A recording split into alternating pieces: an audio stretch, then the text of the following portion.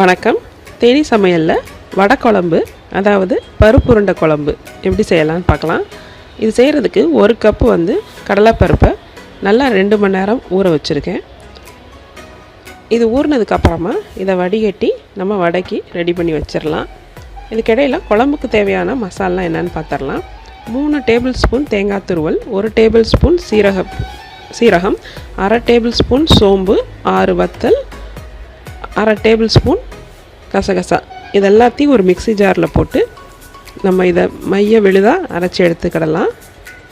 இதுதான் குழம்புக்கு தேவையான மசால். இனி வடைக்கு ரெடி பண்ணி வச்சிடலாம். நம்ம ஊற வச்சுருக்கிற கடலைப்பருப்பை தண்ணி இல்லாமல் மிக்ஸி ஜாரில் எடுத்துட்டு இதுக்கு தேவையான அளவு உப்பு சேர்த்துக்கிடலாம். 1/2 டேபிள் ஸ்பூன் அரிசி மாவு, 1/2 டேபிள் ஸ்பூன் சோம்பு, கொஞ்சம் கொத்தமல்லி இலை, இது எல்லாத்தையும் மிக்சியில் போட்டு நம்ம இப்படி கொரகொரப்பாக அரைச்சி எடுத்துக்கிடணும். ரொம்ப வலுவல்னு அரைச்சிடக்கூடாது. இனி இதில் ஒரு 10-15 சின்ன வெங்காயம், கருவேப்பிலை, பச்சை மிளகாய் எல்லாத்தையும் பொடியாக நறுக்கி இதில் போட்டு நல்லா ஒன்று போல் பிசைஞ்சு வச்சுக்கிடலாம். இதைத்தான் நம்ம சின்ன சின்ன பால்ஸாக உருட்டி நம்ம வடையாக சுட்டு எடுத்து குழம்புக்குள்ளே போட போகிறோம். இதை நீங்கள் இட்லி பானையில் கூட வச்சு வேக வச்சு எடுத்தும் குழம்புல போடலாம். அதே சமயம் குழம்பு கொதிச்சிட்ருக்க நேரத்தில் கூட இதை அப்படியே உள்ளே ட்ராப் பண்ணிவிட்டு நம்ம நல்லா வேக வச்சும் இறக்கிக்கிடலாம். இனி குழம்புக்கு ஒரு குக்கரில் தேவையான அளவு நல்லெண்ணெய் விட்டுக்கலாம். எண்ணெய் காஞ்சதும் அதில் கொஞ்சம் பட்டை, சோம்பு, அன்னாச்சிப்பூ இது 3ஐயும் போட்டு தாளித்தம் பண்ணிவிட்டு 2 பச்சை மிளகாயை கீரி உள்ளே போட்டுக்கலாம். கொஞ்சம் கருவேப்பிலையும் சேர்த்துக்கிடலாம். இனி இதில் சின்ன வெங்காயம் கொஞ்சம், 5-6 வெள்ளைப்பூடு இது எல்லாத்தையும் போட்டு நல்லா வெங்காயத்தை வதக்கி விட்டுருவோம். இந்த பொருள்லாம் நல்லா வதங்கினதுக்கப்புறமா இதில் ஒரு 5 தக்காளி பழம் நல்லா பழுத்த பழமாக பொடியாக நறுக்கி உள்ளே சேர்த்துக்கிடலாம்.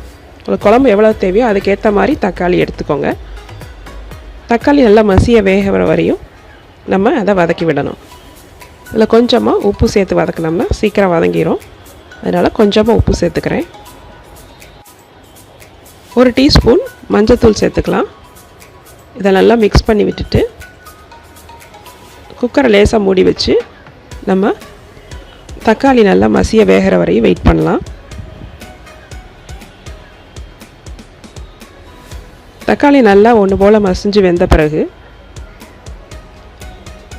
நம்ம அரைச்சி வச்சுருக்கிற மசாலா இதோட சேர்த்துக்கலாம். சேர்த்து நல்லா ஒன்று போல் மிக்ஸ் பண்ணி விட்டுருவோம். மசாலோடைய பச்சை வாடை போகிற வரையும் 2 நிமிஷம் தீயை குறைச்சி வச்சு நம்ம வேக விடணும். மசாலில் பச்சை வாடை எல்லாம் போய் கொதிக்க ஆரம்பிக்கும். அந்த டயத்தில் தேவையான அளவு நல்லா தண்ணி விட்டுக்கிடணும். வடை குழம்பு வடை ஊற வைக்கணுன்றனால நம்ம இதில் தாராளமாகவே தண்ணி சேர்த்துக்கிடலாம். வடை ஊறினதும் நமக்கு தேவையான கன்சிஸ்டன்சியில் குழம்பு கிடச்சிரும். இப்போ நம்ம உப்பு உரப்பு செக் பண்ணிவிட்டு தேவையான அளவு உப்பு சேர்த்துக்கிடலாம். குழம்பு கொதிக்க ஆரம்பித்ததும் நம்ம குக்கரை மூடி வச்சு வேக விடணும். 2 விசில் நல்லா வேக விட்டுட்டு அடுப்பை சிம்மரில் போட்டு 5 நிமிஷத்தில் நம்ம அடுப்பு ஆஃப் பண்ணிடலாம். இந்த டயத்தில் நம்ம இன்னொரு கடாயில் எண்ணெயை சுட வச்சு நம்ம உருட்டி வச்சுருக்க உருண்டைகளை அதில் போட்டு பொன்னிறமாக பொரித்து எடுத்துக்கிடணும்.